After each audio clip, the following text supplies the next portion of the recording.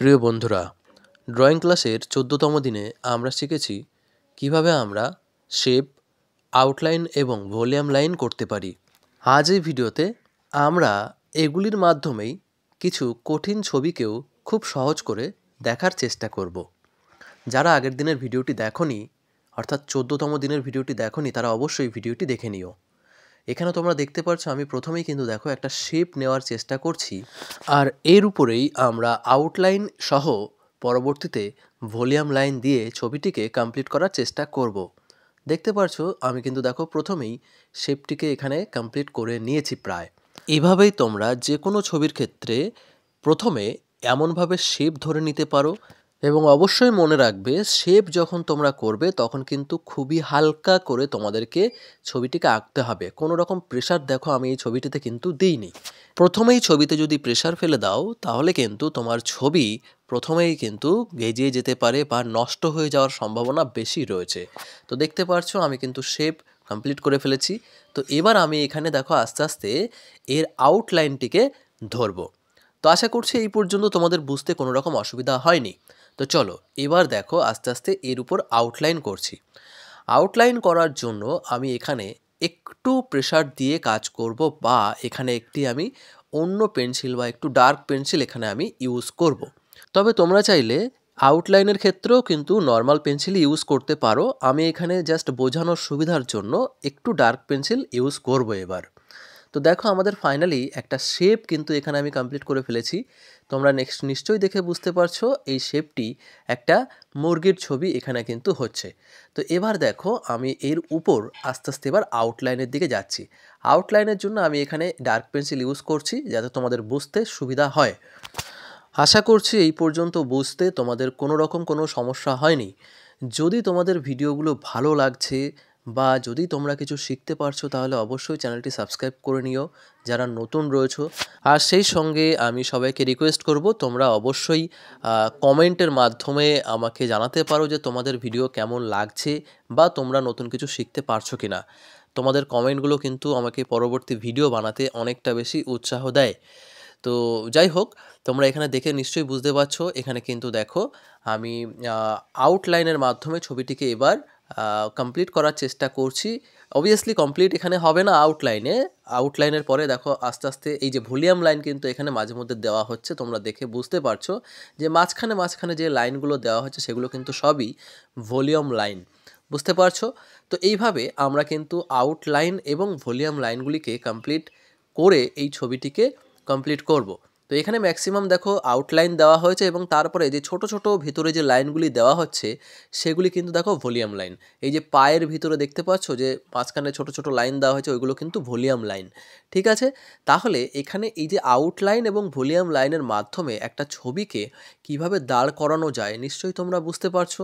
আউটলাইনের মাধ্যমে ছবিটিকে তুমি দেখাতে পারো যে ছবিটিকে অ্যাকচুয়ালি তুমি বোঝাতে পারো যে এটি কি আঁকতে চেয়েছো। আর ভলিউম লাইনের মাধ্যমে তার যে ডেপথনেস বা কোথাও দেখা যাচ্ছে কিছুটা বলা যেতে পারে যে ভেতরে ঢুকে আছে মানে গর্ত এলাকা বা ফোলা এলাকা, এই জায়গাগুলিকে তুমি ভলিউম লাইনের মাধ্যমে বোঝাতে পারো।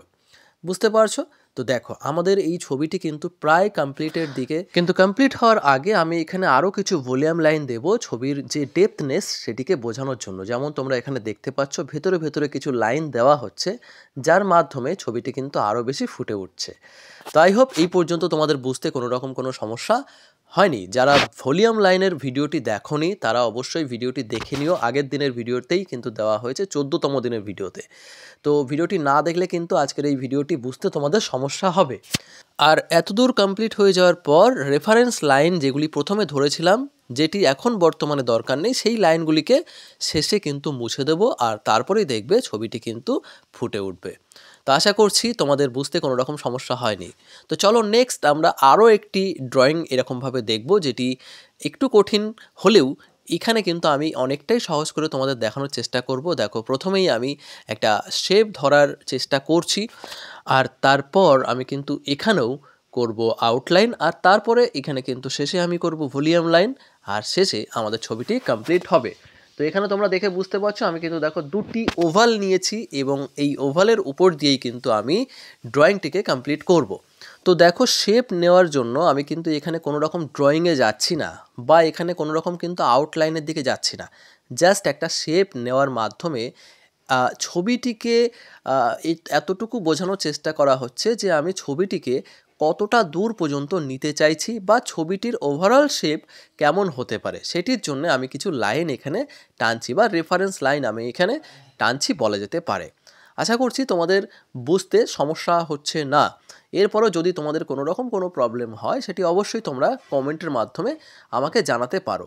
দেখতে পারছো যে এখানে কিন্তু কোনো রকম ড্রয়িংয়ে কিন্তু আমি এখন মানে ডিটেলে কিন্তু আমি যাচ্ছি না, জাস্ট একটা শেপ নেওয়া হলো যে এইটুকু জায়গার মধ্যে আমি আমার ড্রয়িংটিকে কমপ্লিট রাখবো। বোঝা গেল? তো দেখো এতদূর হয়ে যাওয়ার পর এবার কিন্তু আমি দেখো আউটলাইন করার জন্য আমি কি করেছি, এই যে বড় একটা মোটা পেন্সিল নিয়েছি, এটির দ্বারা ছবিটিকে আউটলাইনে কনভার্ট করার চেষ্টা করা হচ্ছে। যেমনটা তোমরা এখানে দেখতে পারছো আমি কিন্তু এবার আউটলাইনে যাচ্ছি।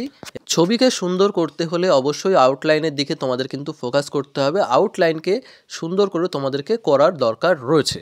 তো দেখো এখানে কিন্তু একটা মোটামুটি একটা আমরা আউটলাইনের জায়গা কিন্তু কমপ্লিট করার দিকে রয়েছি। তোমরা দেখতে পাচ্ছ যে শেপ ধরেছিলাম প্রথমে, এই শেপ অনুযায়ী কিন্তু দেখো এখানে ডানাগুলিকে করা হচ্ছে, মানে ডানার যে সমস্ত খাঁজগুলি রয়েছে, খাঁজ বলা যায় না, এগুলো হচ্ছে যে ডানার যে অ্যাকচুয়ালি আমরা যেমনভাবে ডানাগুলিকে দেখি ঠিক তেমনভাবেই ডানাগুলিকে এখানে কিন্তু করা হচ্ছে শেপ ধরে ধরে। আর এর উপরেই আমরা যে সমস্ত লাইনগুলি টানছি পরবর্তীতে ভেতরে ভেতরে সেগুলোই হচ্ছে কিন্তু ভলিউম লাইন। আশা করছি তোমরা বুঝতে পারছো। দেখো এখানে আউটলাইনও একসাথে করা হয়েছে এবং তার উপরে ছোট ছোট যে সমস্ত লাইনগুলি করা হলো সেগুলোই কিন্তু ভলিউম লাইন। তাহলে আমরা এখন কি শিখলাম, যে প্রথমে শেপের মাধ্যমে আমরা ছবিটির একটা রূপ দেওয়ার চেষ্টা করব যে ছবিটি কেমন হতে পারে, হ্যাঁ, তার একটা বেসিক ধারণা আমরা নেওয়ার চেষ্টা করব এবং আউটলাইনের মাধ্যমে আমরা ওই ছবিটির একটা রূপ দেওয়ার চেষ্টা করব যে আসলেই ছবিটি কেমন।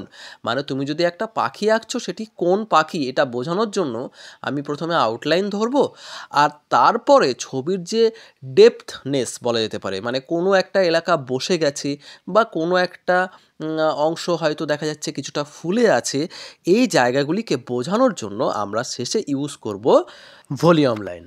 তো আই হোপ তোমাদের আজকের ভিডিওটি ভালো লেগেছে বা তোমরা নতুন কিছু শিখতে পেরেছো। ভিডিও ভালো লাগলে লাইক করতে ভুলো না, আর তার সঙ্গে সাবস্ক্রাইব করে দিও যারা তোমরা এখনও সাবস্ক্রাইব করোনি। আর সেই সঙ্গে যদি তোমরা কেউ মনে করো যে অনলাইন ক্লাস করবে তাহলে ডিসক্রিপশনে নাম্বার রয়েছে, সেখান থেকে নাম্বার নিয়ে আমার সঙ্গে কন্ট্যাক্ট করতে পারো। আজ এই পর্যন্তই, দেখা হচ্ছে পরবর্তী ভিডিওতে। সবাই ভালো থাকবে, সুস্থ থাকবে, বাই।